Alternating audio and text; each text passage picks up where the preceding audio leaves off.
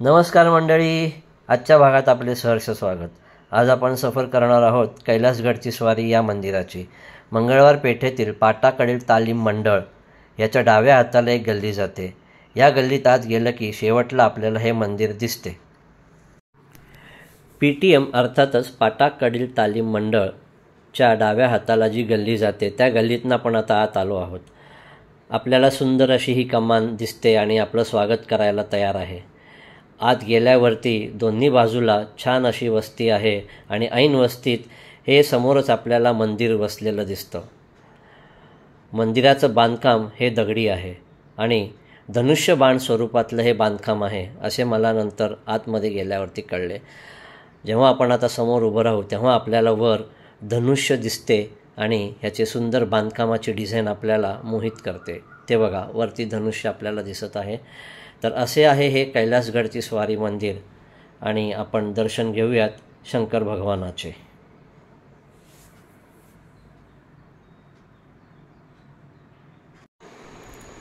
आता आपण मंदिराची बाहेरून पाहणी करूया। दिसायला खूप सुंदर अशा समया आपल्याला एंट्रन्सला पाहायला मिळतात। खिडकीवरती सुद्धा छान असं कोरीव काम आहे, लोखंडी कोरीव काम आपण बघू शकतो।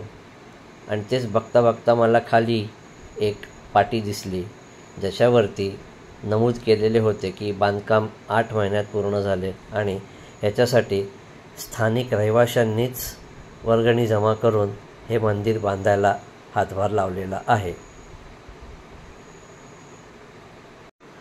मुख्य दरवाजाच्या डाव्या हाताला आपल्याला हे सुंदर नक्षीकाम पाहायला मिळते। काही नक्षीकाम दगडी भिंतीवरती केलेले दिसते तर काही नक्षीकाम या दरवाजांवरती सुद्धा केलेले आपल्याला पाहायला मिळते। खूप सुंदर असे ही डिझाईन्स आहेत। सत्यम शिवम सुंदरमचे संगमरवरी फरशांमध्ये केलेले डिझाईनसुद्धा फार उत्कृष्ट आहे आणि ओंकारसुद्धा आपल्याला आकर्षित करतो। मंदिरात प्रवेश करताच सुंदर कासव आपल्याला दर्शन देते। कासवाचे दर्शन घेऊन आता आपण जाऊयात मुख्य गाभाऱ्याकडे।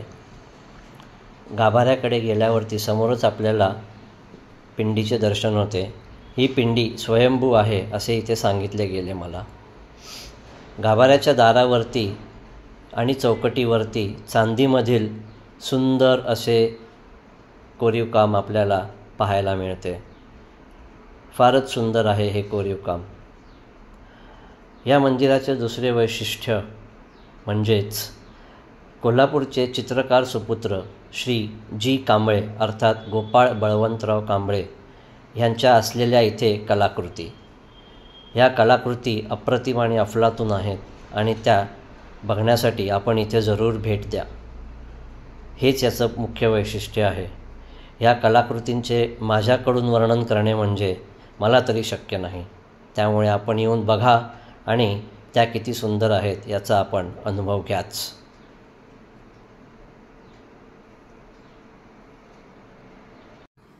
मंदिरात मला भेटले श्री लक्ष्मणराव जाधव काका आणि त्यांच्याशी मी गप्पा मारल्या। तर त्यांच्याकडून जाणून घेऊयात या मंदिराबद्दलची छान अशी सुंदर त्यांनी सांगितलेली माहिती। आता ज्या मंदिरात उभा आहे त्या मंदिराचं नाव आहे कैलासगडची स्वारी। हे शिवशंकरांचं मंदिर आहे। वरती जी पिंड आहे ती स्वयंभू आहे। स्वयंभू जागृत दोन्ही आहे। या पिंडीवर जे नाग आहे 1972 साली श्रावण महिन्या सोमवारी इथं अभिषेक चालू होता आणि अभिषेक चालू असताना 5 ते 6 फूट लांबीचे शेषनाग आलेत आणि त्यात पिंडीवर बसले। अरे वा, शेषनाग बरं। पिंडीवर बसताना ते कळसातलं जसं पाणी पडेल तसं ती वरच्यावर घेत होते। असा त्यांचा कार्यक्रम 1 तास चालू होता। आलेले सगळ्यांनी बघितलं पण गेल्यावर कोणी बघितलं ते येतच। त्याच्या पाठीमागे जी छत्रीस आहे ते मोहरम पिराचं देवस्थान, इथं पीरही बसला असतो। कैलासगडची स्वारी शंकरांच्या गडावरची ती स्वारी आहे। होळी पौर्णिमेला यांच्या अंगात स्वारी येते। होळी पौर्णिमा रात्री 12 ते पहाटे 5 वाजेपर्यंत इथं मोठा उत्सव असतो।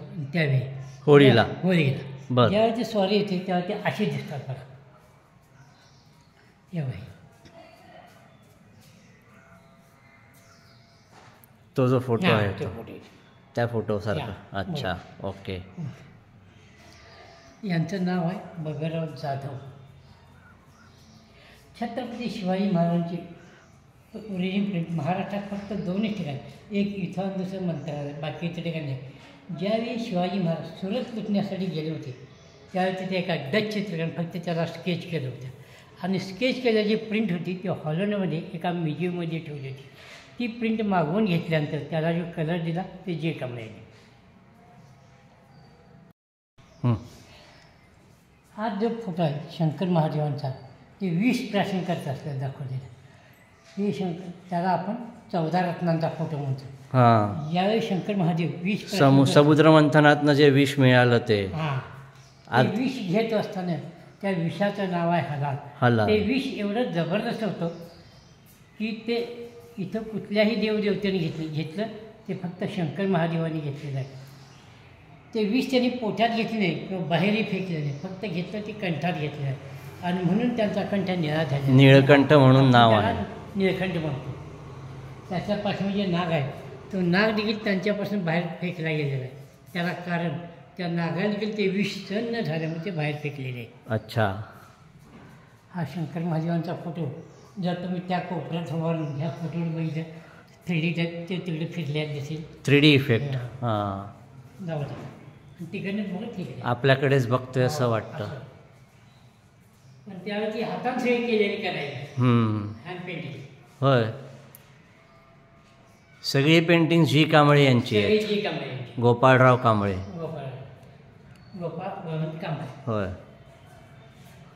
या इथे सर शिवाजी महाराजांची रायगडावर शिवाजी महाराजांची समाधी आहे आणि त्या समाधीच्या बरोबर समोर जगदेश्वर महाराजांचं मंदिर आहे. होय.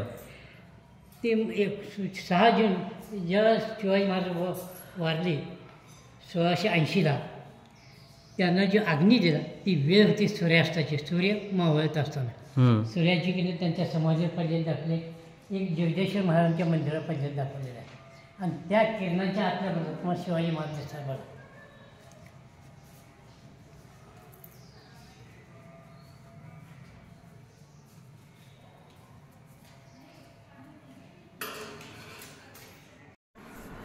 मंदिरात असलेल्या कलाकृतींमधली सर्वात महत्त्वाची आणि एक अफलातून कलाकृती म्हणजे महाभारतातील विश्वरूप दर्शन आणि भगवद्गीता कथन या क्षणाचे हे चित्रण.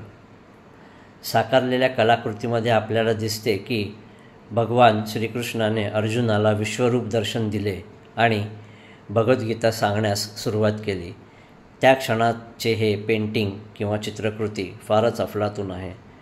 ही चित्रकृती पूर्णपणे 3D इफेक्टमध्ये केलेली आहे.